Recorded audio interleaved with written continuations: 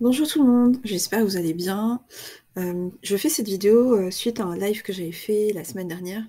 Il y a une question qui revenait souvent, c'est qu'est-ce que ça va m'apporter la morphopsychologie, ton bilan d'analyse enfin ton analyse de la personnalité, elle va m'apporter quoi et quels en sont réellement les bénéfices en fait.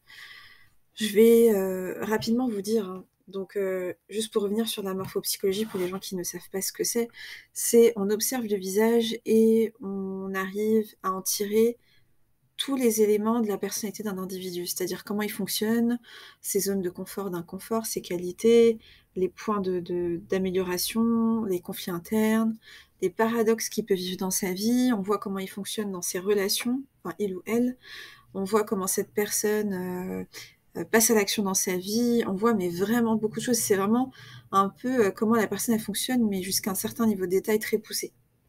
Et en fait, ce que va apporter vraiment la morphopsychologie, donc souvent moi je fais surtout, hein, je suis pas fermée aux autres, mais j'aide surtout les femmes et les couples.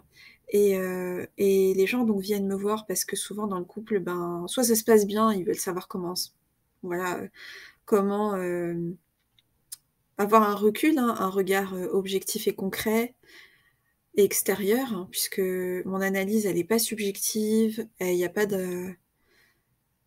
d'intuition dedans, c'est pas de la voyance, il n'y a pas d'ésotérisme, c'est vraiment une grille de lecture concrète et, euh, et neutre, on va dire, j'ai un regard neutre, entre guillemets, et je connais rien sur ces personnes-là. Elles viennent justement pour avoir ce regard-là.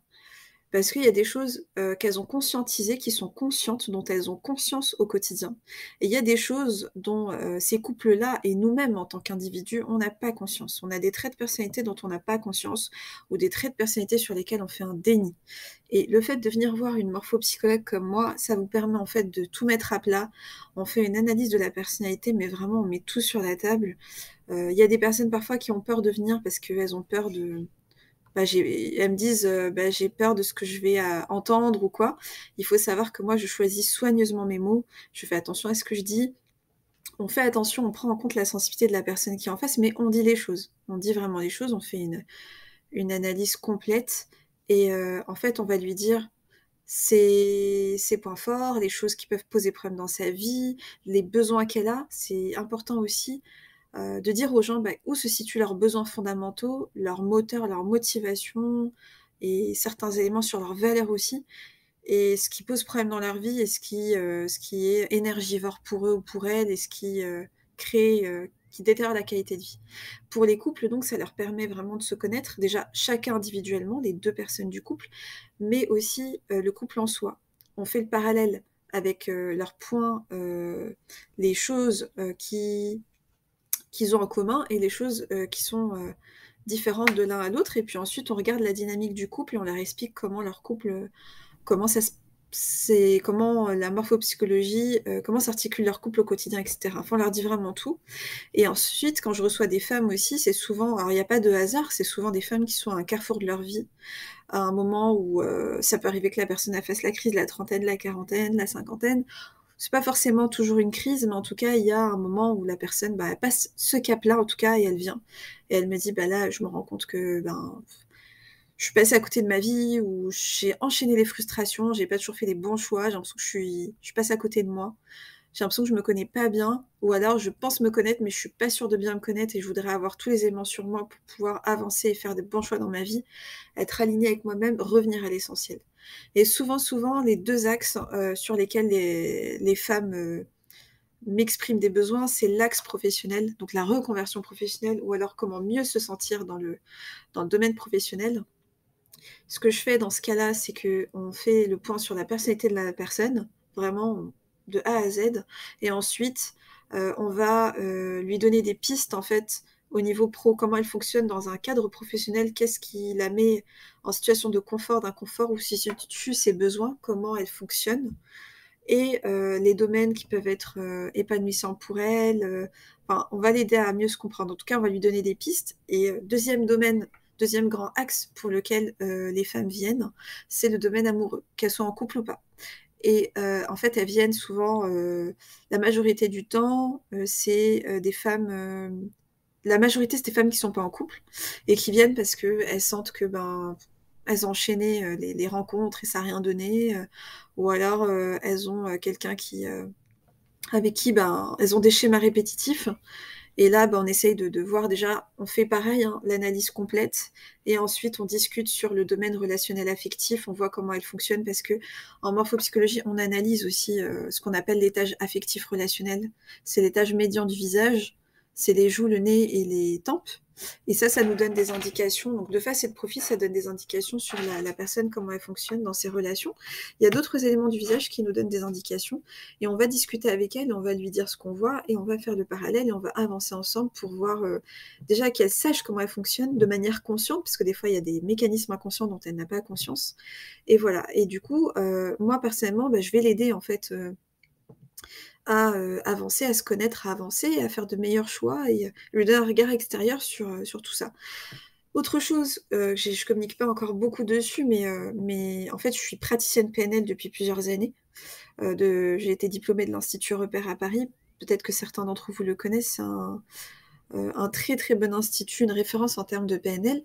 La PNL, c'est quoi? C'est la programmation neurolinguistique. C'est une méthode qui n'est pas. Alors, beaucoup de gens critiquent. Enfin, disent que la PNL est contraire et à l'opposé de l'islam et contraire à l'islam, tout ça. Moi, voilà, je me suis formée à cette méthode.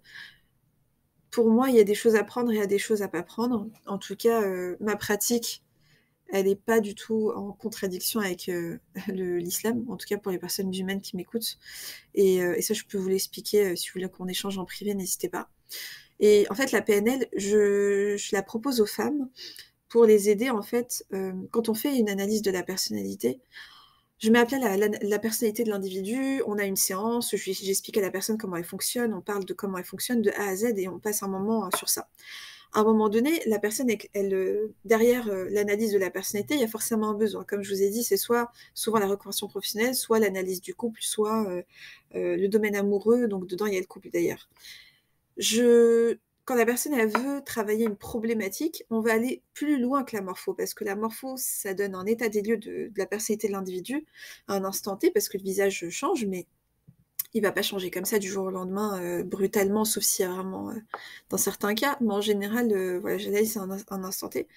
Je l'aide à comprendre, hein. C'est-à-dire en PNL, on va aller creuser au niveau de l'inconscient, qu'est-ce qu'il y a derrière la problématique qui se pose.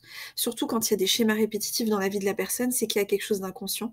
Et l'inconscient, il faut savoir que le conscient traite 7 informations à la seconde, l'inconscient traite 4 milliards d'informations à la seconde.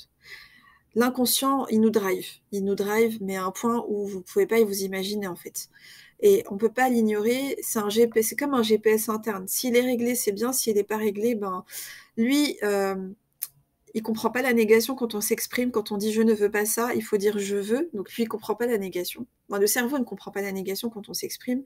Et d'autre part, l'inconscient, si vous avez vécu quelque chose à 5 ans et que vous avez 45 ans, il n'a pas la notion du temps. Pour lui, on est toujours à l'âge de 5 ans, c'est-à-dire ce que vous avez vécu, lui, il a mis en place, imaginons vous avez eu un trauma à l'âge de 5 ans, il a mis en place un mécanisme, et lui, il va continuer à dérouler le système de défense qui a été mis en place. Et si jamais...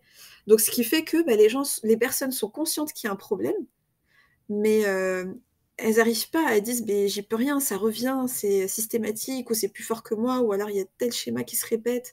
Donc là, on va travailler dessus. Voilà. N'hésitez pas à réserver un appel. Il y a le lien en bio de ma page Insta. Vous pouvez me contacter en privé, mais l'idéal, c'est vraiment d'aller sur Calendly, là, le lien, et de réserver un appel pour échanger sur votre situation, vous expliquer en quoi la morpho peut répondre à votre besoin, en tout cas si elle y répond, la PNL aussi. Et puis voilà, je serais ravie en fait d'échanger avec vous. Donc n'hésitez pas et je prépare de nouvelles vidéos sur des thématiques qui pourront vous intéresser, qui vont vous servir et pour vraiment vous expliquer davantage ce qu'est la morphopsychologie, parce que cette discipline n'est malheureusement pas encore bien connue, encore moins dans la communauté musulmane, et pour moi c'est un formidable outil qui a changé ma vie, donc j'ai envie de vous en faire profiter, et surtout c'est un outil, je me suis rendu compte, qui aide énormément les femmes notamment. Donc voilà. En tout cas, c'était un plaisir de vous présenter tout ça, et à très très bientôt.